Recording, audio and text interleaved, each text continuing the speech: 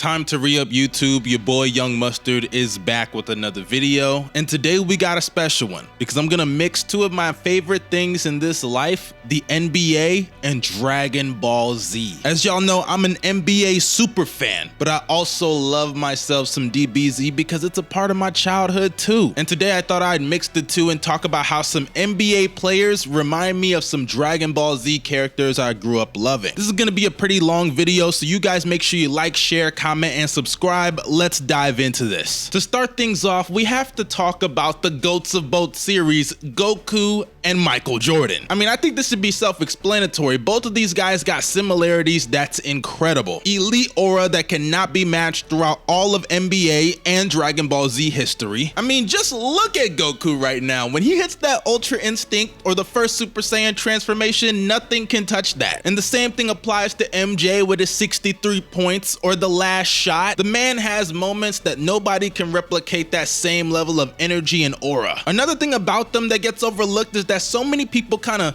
suck him up a little too much to the point that they say Goku's OP or Jordan could never lose. And they forget that both of these guys have lost before, and their mishaps and mistakes get swept under the rug because of it. Whether it's Goku losing against Cell, or even when he went Ultra Instinct, he still lost against Jiren. Or you could look at Jordan dropping 63 and people forget he still lost that game and got swept by the Celtics. He lost to the Pistons, and when he came out of retirement, he lost to the Orlando Magic. And they're both fairly similar in their upbringing. Their fathers passed away very tragically. They weren't ever supposed to be the best, as Jordan was the third overall pick and not the first, and Goku was labeled a lower level Saiyan warrior. And despite those challenges, they defied the odds and became the GOATs. Another thing that's pretty similar is the person challenging their GOAT status are the next two people I have on this list to compare, LeBron James and the Prince himself, Vegeta. Both of these guys were given the expectation to become the GOATs, and whether you think they succeeded reaching that expectation or not, at the end of the day, they still are in the conversation, like it or not. Vegeta spends so much time training, trying to chase Goku, just like LeBron spends all his years in career chasing the quote-unquote ghost in Chicago. And despite their efforts, on numerous occasions, they have come short. And in the case of LeBron, we all know his infamous meltdown in Dallas where he thought he was him, saying they were gonna win 5, 6, 7, 8, all for them to get to the NBA Finals and lose, with LeBron James coming up short in a major way. I think it's eerily similar to when Vegeta got his ass beat by Frieza when he thought he was a Super Saiyan, talking all that talk, all for Frieza to kick his blast right back in his face like a loser. Then he proceeded to get the ass beating of a lifetime. And that's not to say that neither of these guys have some W's, like LeBron James winning in 2016 or Vegeta saving Goku and killing one of the androids. They definitely have their moments of glory, but unfortunately they have a lot of moments of failure that stick out in a lot of people's heads more. At the end of the day, most people at this moment see them as number 2. Let's move on to another guy I want to talk about though, and that is who is Steph Curry's Dragon Ball Z comp. This one took me a long time to do, but after some digging, I decided to land on future Trunks. Trunks and Steph actually have a lot more similarities than you think. In the case of Steph Curry, he's known for changing the game of basketball forever. If it wasn't for him, you could argue that basketball would be worse, as we'd be stuck in the days of post players and back to the basket game all over the place. But with Steph Curry revolutionizing the game and changing everything, you could argue he low-key saved us from some dark times. The same thing applies to Trunks when he came back from the future to basically save everybody in the show. Trunks' arrival from the future changed the game of Dragon Ball Z. Not only was he a Super Saiyan and he defeated Frieza instantly, but the fact that he warned the Dragon Ball Z fighters of the villains coming from the future, I think that saved obviously everybody's ass. Warning Goku of the heart virus obviously saved his life as well, but when you consider that he himself was a Super Saiyan and he was struggling to beat the androids of his time, the whole show dynamic changed and it proved that being a Super Saiyan just wasn't enough anymore. And considering that Trunks is Vegeta's son, a lot of people are gonna tell you that LeBron is Steph's daddy, I'm just saying. But while we're on the topic of the Cell saga, that leads into who is Cell. What basketball player reminds you of someone who had to take the easy way out to reach their perfect form? Well, I think you guys put 2 and 2 together. Obviously, I'm going with the Slim Reaper KD. Both KD and Cell are naturally gifted beings that were literally created in a lab. When it comes to Cell, it's pretty obvious why I said that about him, but KD, when you just look at him, he looks like a 2K created player with his skill set and frame. And just like Cell, KD had to take the easy way out to get to his championships. Cell had to absorb Android 17 and 18, and KD had to go team up with Steph, Clay, and Dre. And once they both did that, they didn't look back and they reached their perfect form. And on top of that, once they were away from their perfect form, they didn't look so invincible anymore. I'm just saying.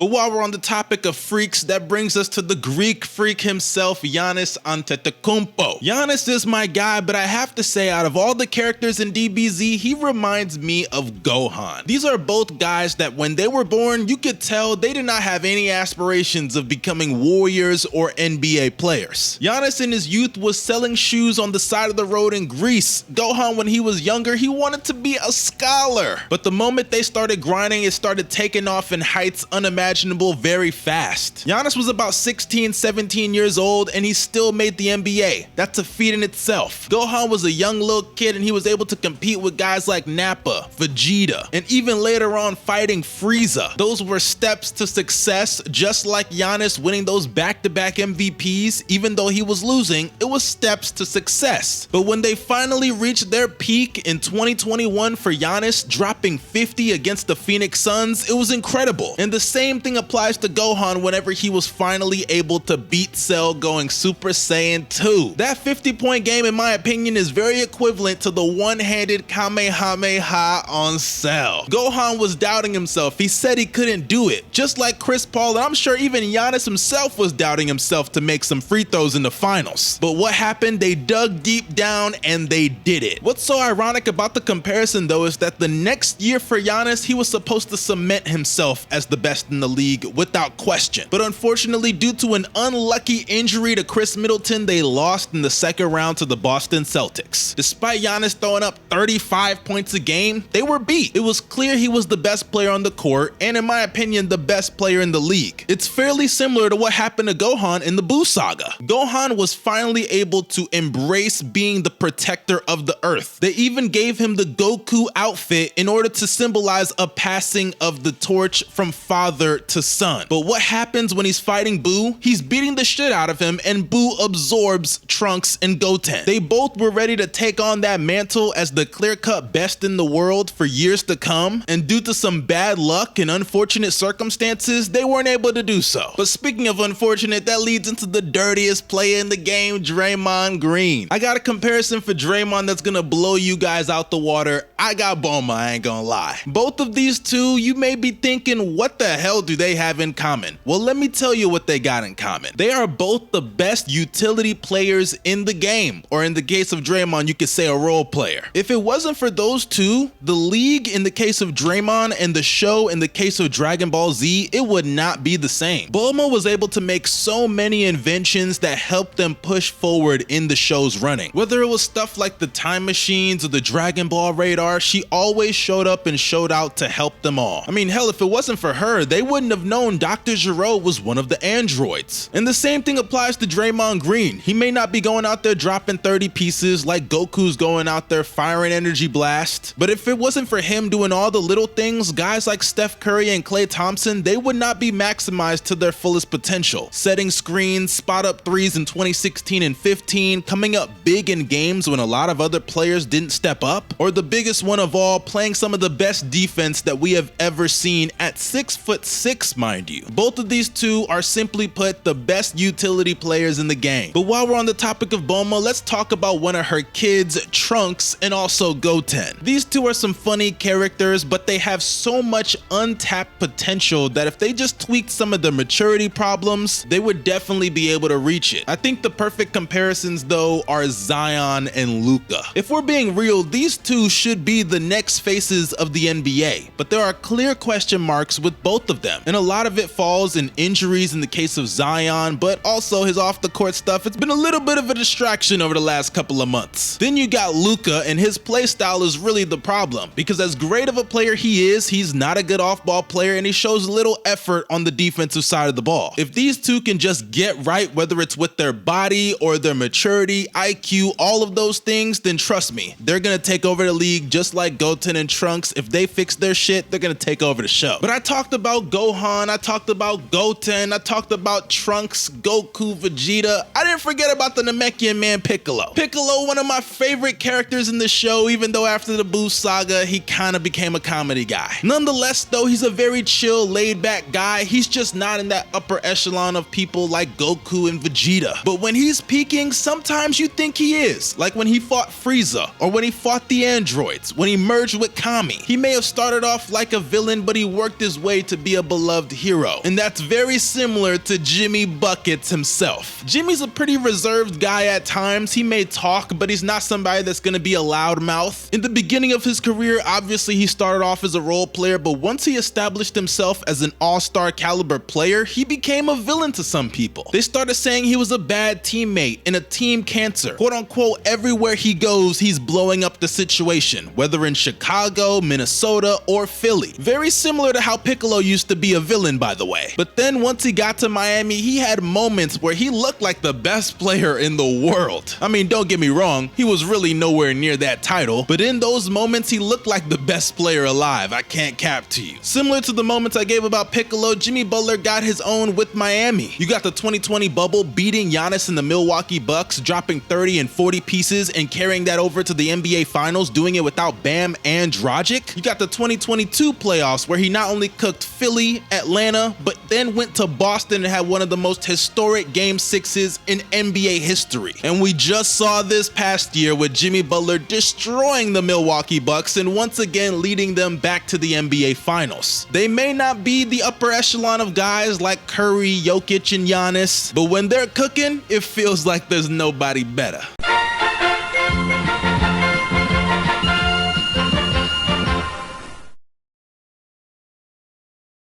Now, I know we talked about all these stars and amazing talents like Vegeta, LeBron, Goku, Jordan, but what about the role players? The guys that come in and just have one responsibility, whether it's being a 3-and-D guy or just protecting the rim, rebounding, just doing something scrappy. Guys like Krillin and Danny Green. I think they are the perfect comparison. In the case of Krillin and Danny Green, they both showed up all the time and made some clutch plays here and there. They contributed multiple times to so many different victories and championships. I mean, we can't say if it wasn't for Krillin, they would have been able to win every single big fight. I mean, sure, there were times that he wasn't as valuable as he was in other arcs, but he still came to play and did all the little things to help them win. And the same thing applies to Danny Green, contributing to 3 different championships with the Spurs, with the Raptors, and the Lakers. His defense, floor spacing, and three-point shooting were big aspects of all those championship teams. But the one big thing they have in common is that they fucked up in a key moment that almost cost them everything. In the case of Krillin, why did you destroy that remote? Did it over some pussy. Pussy that he was very fortunate to get in the long run, but still, it was a dumb decision, my brother. And Danny Green, how did you miss that shot in the bubble? Man, he's so lucky they won that series, because if he didn't, he would have never been able to walk the streets of LA. But speaking of a man that walked the streets of LA and swept LA, that brings us to the Joker, Nikola Jokic. I can't lie, I had to think of a character that was cool, calm, collected, and kind of boring when it comes to their personality. But at the end of the day, just like Jokic, they got the job done. And I think the perfect person I could bring up was Jiren. Jiren, just like Jokic, is boring. Sure, they're very strong, in the case of Jokic, very talented, but unfortunately, I have to say it and be honest, they're boring. There's nothing about their personalities or characters that really stand out in a major way. If anything, it's their setback as characters. Another thing I like about both of them is that they embarrassed Vegeta, or in this case of the video, LeBron. Jokic did it in the most embarrassing way in a sweep in the Western Conference Finals, and in the case of Jiren, the man was beating Vegeta so bad that he was in base form trying to break his arm.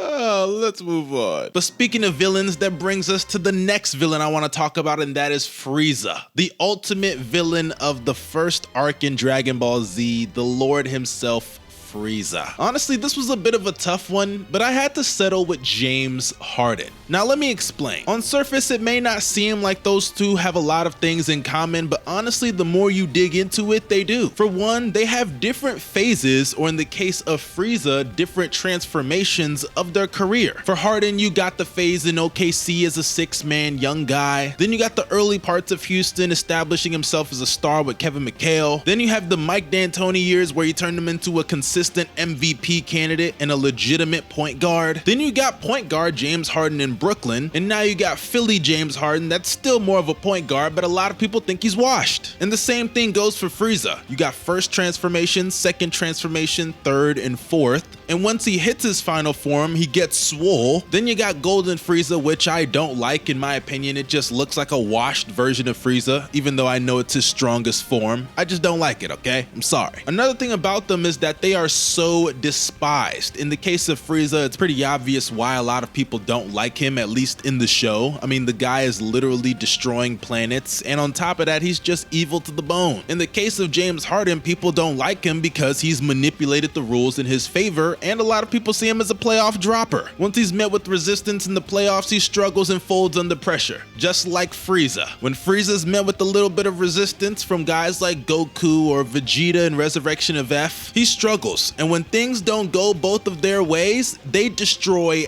everything, which is why I had to put those two together. I mean, Frieza out there destroying Earth, destroying planet Vegeta, destroying planet Namek, because the man was scared of what was inevitable to come, his demise. And in the case of James Harden, you got him wearing fat suits, not trying anymore, and basically going to China now in the case of Philly and saying fuck Daryl Morey. Both of these two clearly do not like when things don't go their way, and they destroy everything in their path. But speaking of destroying things, that brings us to Kid Buu, the man who's got that black Air Force energy. That man, as soon as he pulled up to Earth, he destroyed it. He pounded his chest like he was a gorilla at the zoo. A player that reminds me of Kid Buu that got that black Air Force energy and isn't very tall compared to his counterparts, just like Kid Buu was pretty short. I gotta go with Ja, man. The guy pulls out guns for fun. Not once, but after apologizing, he did it twice. Let's not forget the man also went on Twitter and said, "How you like them hollows?" And when a 17-year-old got in his face at the park, he pulled a whip on him and beat the shit out of him. Both of these dudes embraced their black Air Force energy side to the max.